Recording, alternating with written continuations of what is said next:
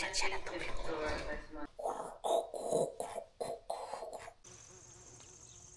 Good morning. Kahapon, meron po ako ditong nilalagay sa rug. Kailangan ko siyang guys, i-continue. So, si Tami naliligo siya kasi bukas siya. Bukas, trabaho pala siya ngayon. Anong abot mo bukas, no? So, trabaho po siya ngayong araw. Hindi siya usually na late. Usually, mga sobrang aga niyan umalis ng bahay, no? Mga 3 to 4 o'clock to 5, ganyan yan siya. Depende yan sa schedule. Pero ngayon, po siya late. Mga nasa 9 or 10 siya alis dito sa bahay. Pero ito, nakalagay na dito yung mga vacuum at kailangan kong asikaso. Yes, asikasuhin natin dito. Tapusin guys kasi nagkalat ang aking dining. Yung mga upuan, yun yung ganap dito. So kaya, hindi ko muna ito kukunin itong ating tablecloth kasi hindi pa ako nakahanap ng magandang tablecloth. Maganda mang ang tablecloth, guys. Okay man siya, no? Okay man siya. Kaso gusto kong mag-iba-iba. Alam niyo naman ako, guys, kung hindi magtakbuhan yung mga furniture dito sa bahay, kung hindi makalakaw, hindi ko ma-rearrange, hindi ako masaya. So gusto ko talaga yung aming bahay is yung ma-rearrange ba, mag-arrange yung magpunta-punta, kahit saan-saan na mapunta yung mga furniture. Hindi mo noon, mahilig akong magbili-bili ng mga palamuti sa bahay, yung mga furniture. Wala man yan si Tami pakialam kasi okay lang sa kanya yung gasto-gasto ako ba. Pero hindi, yung affordable din, hindi yung parang hindi na lang natin iisipin gasto ng gasto.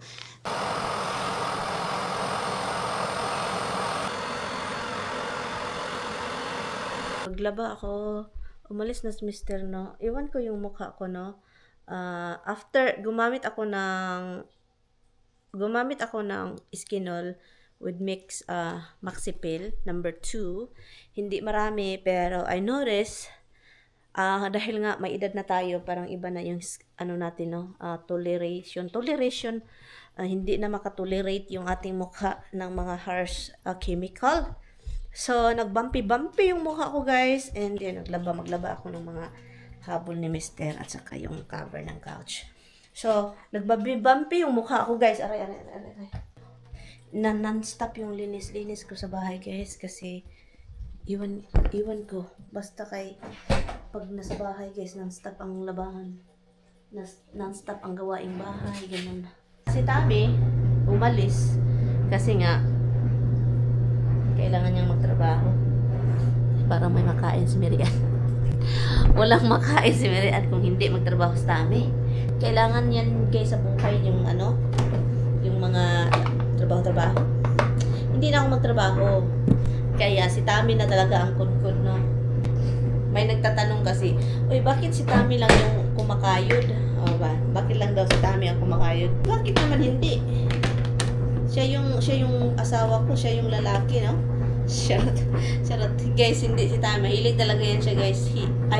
Sabi nga niya sa akin kapag dumating daw yung time na hindi na siya makapagtrabaho, sabi niya sa akin tikluin mo na ako. Sabi ko, katawanan ka, ilagay mo ba ako sa prisukan? Ay. Kasi gusto talaga niyang trabaho, guys. Ako naman, actually, okay lang sa kanya na sa bahay ako. Old style daw Old day style. So, nasa bahay si Miriam, walang ginagawa. Kain, tulog lang. Yun lang yung ganap natin dito sa bahay. Kain, tulog. Masarap ang buhay. Kaya marami pong nagsasabi na magtrabaho ka. Kasi nga wala kang ginagawa dyan.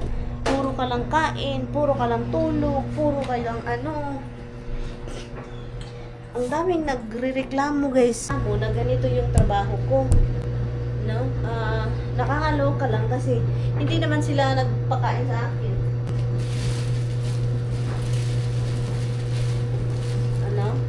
Good morning.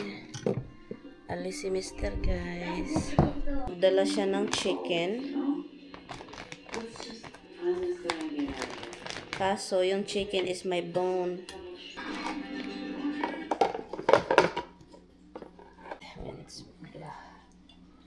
Guys, mag-harvest tayo. ang ating sitaw kasi marami pong sitaw ngayon. Yeah, so, sayang siya pag hindi kunin. Ang gaganda.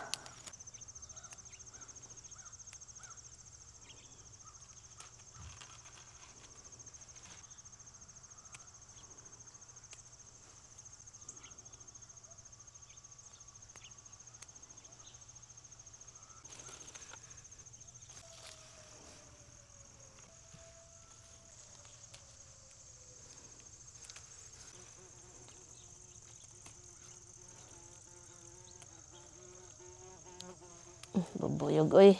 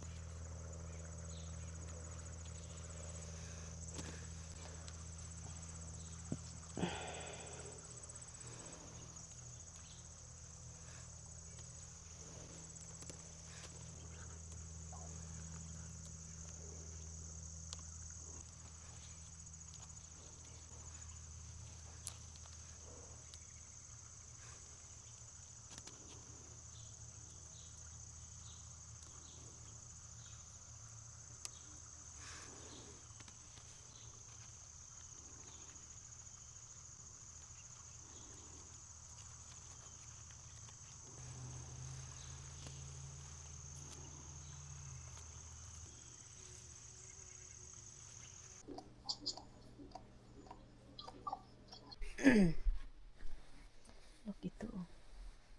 So, marami yan siyang damit. Pabalik-balik yung gusto niya. Yung gusto niya, ibalik-balik niya ba? Kaya maglaba tayo. Diyan siya natulog. Ayaw niya sa kama. Matulog yan siya sa kama pag walang trabaho. Pero kapag umaga, magising yan. Kung wala siyang trabaho, magising yan. Mga nasa 2 o'clock, 3 o'clock. Mag-move sa couch. Kasi gusto niya magalaw-galaw ba, and then yung TV is malakas. Meron tayo ditong mga laundry din. Kunin natin ito. Ang dami naming ganyan po yun si Tami, guys. Kunin natin ito para ilagay sa para meron tayong malagay na bagong laba. Kasi yung mga damit ni Tami, ayaw niya ipalagay sa dryer. Yun siya. Bawal maglagay sa dryer. Basta damit niya. Ito yung uniform niya na trabaho na pang gisi-gisi na o gusot-gusot. Hi guys. So, putol tayo ng damo, guys. Kailangan natin magputol ng damo. Nalagot kayo, guys. Kailangan natin magputol, guys. Hindi man tayo prinsesa, no? Prinsesa sana tayo. Kaso, hindi man tayo prinsesa ni Tami. Taga-ano man tayo, tagalinis. Ginawa tayo tagalinis, guys. Ang sakit-sakit sa dibdib. Charot, may magsabi na naman, yun yung pala mo. Sabihin na naman iba, yun yung napala mo. Amerikano ka pa. Ngayon ginawa ka lang palang anik. Nakasaban tuloy tayo sa mga maritis. Magwidwak. Kasi kailangan magwidwak. Kailangan. Pangit ang yard kapag yung mga sides, yung mga hindi masagap ng lawnmower, ang haba. Pangit. So, kaya si Inday Mirian, kailangan gumalaw-galaw. So, yun yung ating gawin ngayon. Maggalaw-galaw tayo paminsan, no? Ano naman ang gagawin natin kung hindi tayo gumalaw, yung yard natin. Yung umuwi ako ng Pilipinas, kaka-start lang yun dapat mag-widwalk, di ba? Hindi si Tami nag-widwalk. Nag-cut siya ng damo. Ang pangit tignan ng yard, guys. Pag uwi ko dito, guys. Ang pangit. Ang haba-haba ng mga sides. Sa garden ko, ang taas para ng kalibunan. So, ganyan po. Kapag walang maglilinis. Mura juga, pinudida sa aking sapatos. Hindi magkalot tayo.